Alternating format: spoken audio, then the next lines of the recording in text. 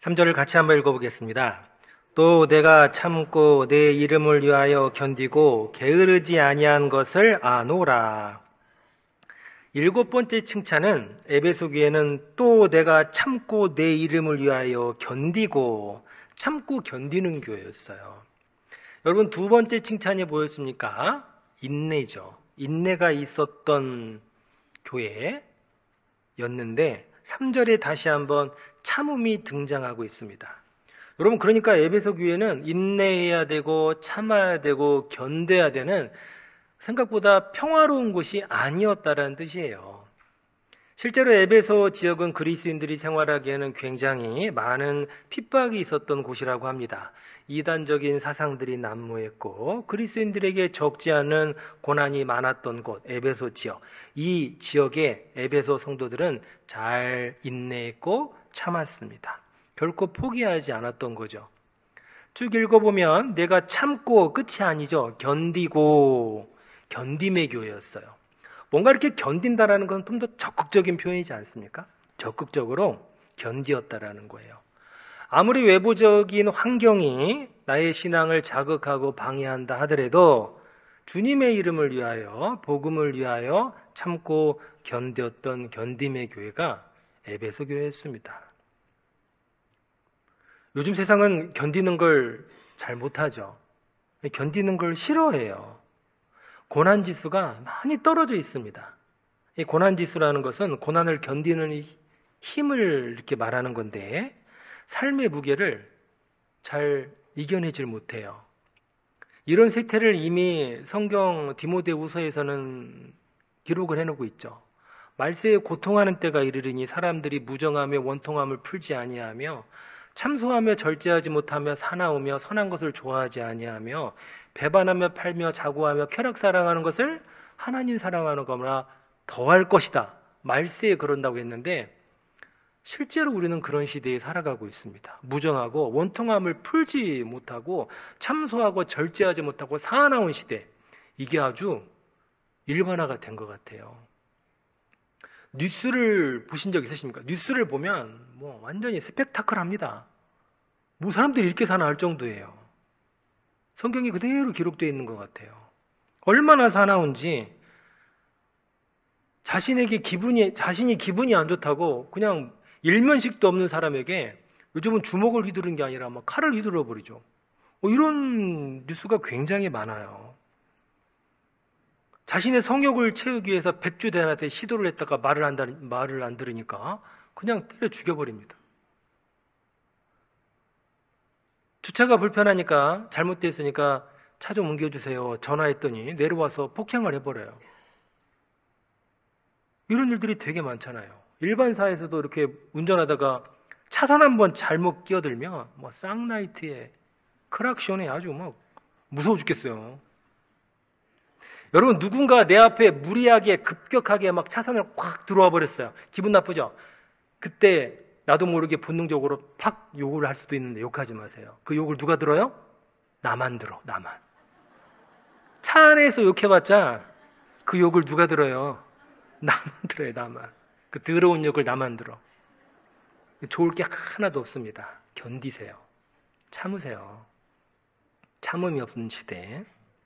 제가 그 광주, 이게 올라오기 전에 광주 쪽에 있는 교회에 있었는데, 구역장님 중에 태권도 6단이 있었습니다. 태권도 6단. 저보다 젊은 6단. 태권도 6단 단증을 보셨습니까? 아유, 어마어마합니다. 그날도 이제, 근데 이분이 굉장히 얼굴도 이렇게 구원받으니까 편안해지더라고요.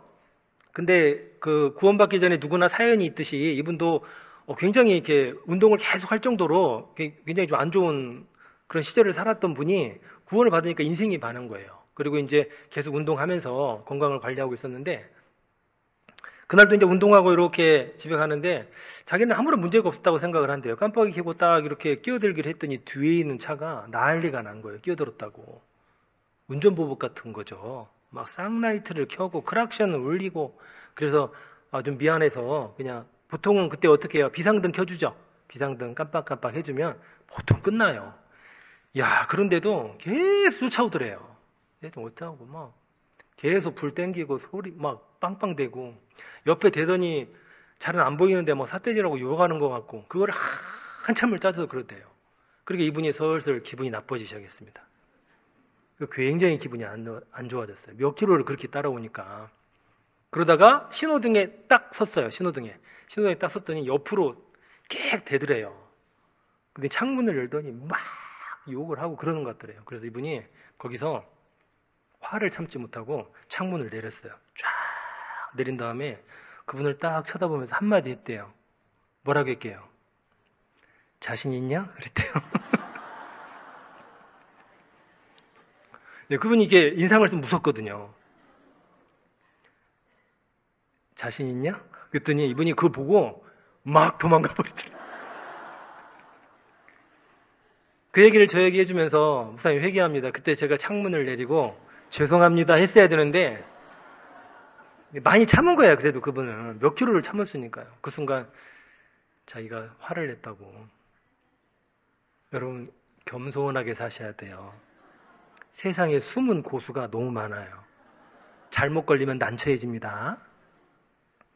그동안 내 자존심대로 못 참고 내 성격대로 못 참고 내가 내 기분대로 소리 지르고 내 자존심 내세워서 일이 잘 되었습니까?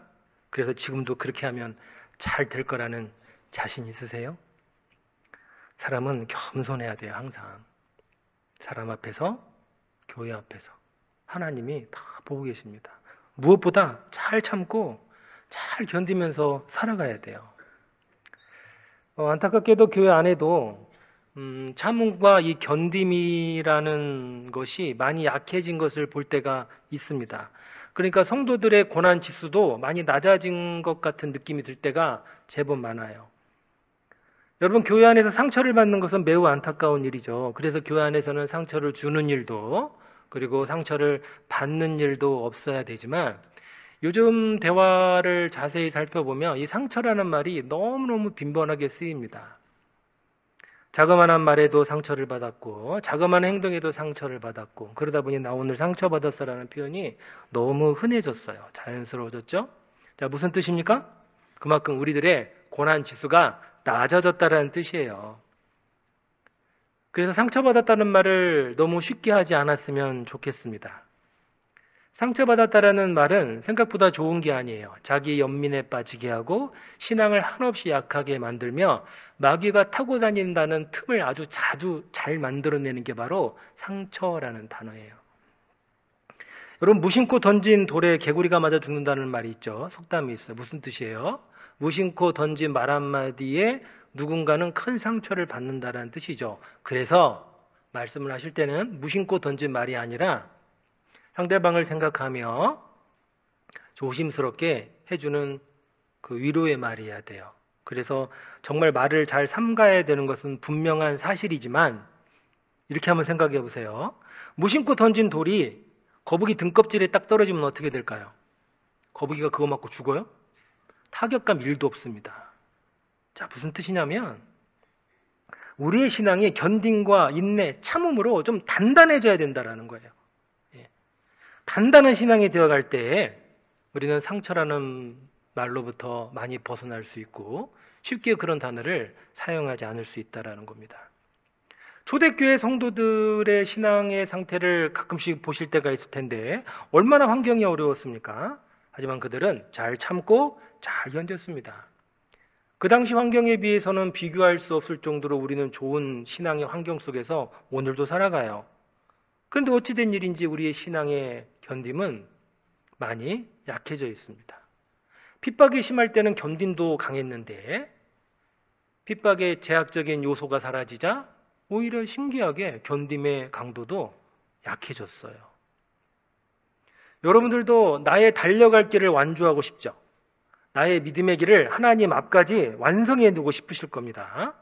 나의 달려갈 길을 가다가 그만 어떤 일에 부딪혀 쓰러지고 세상으로 떠나기는 싫을 거예요. 완주하고 싶을 겁니다. 모두 완성하고 싶을 건데 그러기 위해서는 잘 견디는 것이 신앙의 필수예요. 우리의 신앙을 흔들어 놓는 많은 것들이 이 세상에는 좀비처럼 등장하고 있습니다. 이겼다 싶었는데 다시 살아나서 달라붙고 죽였다 싶었는데 다시 살아나서 괴롭힙니다. 이러한 시대에 이런 현실 속에서 우리는 견딤이 필수라는 거예요. 여러분 잘 들어보세요. 하나님께서 오늘 우리에게 은혜를 주시는 것은 오늘의 감동만을 위한 게 아니에요. 잘 견뎌보라는 힘을 주신 거예요.